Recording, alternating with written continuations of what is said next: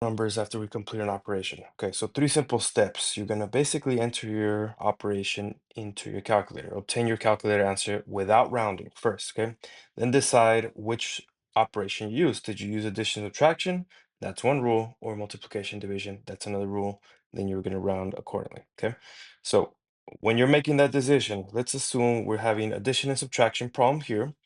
All right, what we need to do is look at the number of decimal places that you started with.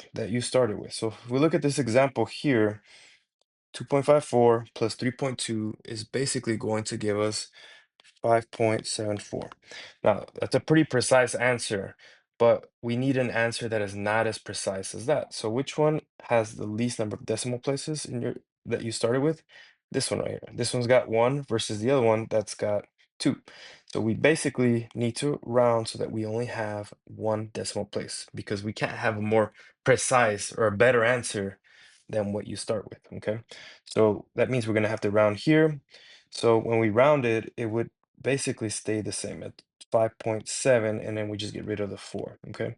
So this one has one decimal place in the answer.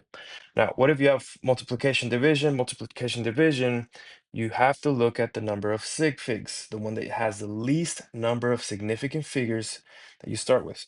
For example, if this number down here, we multiply 6.021 times 2.1, you will get 12.6441. Very, very precise answer compared to what you started with.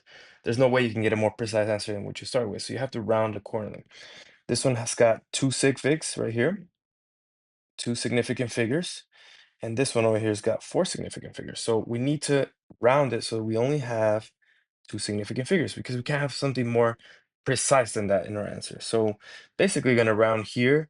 And since this number is greater than 5, we're basically going to round our answer to 13. This will have two significant figures, just like the one we started with.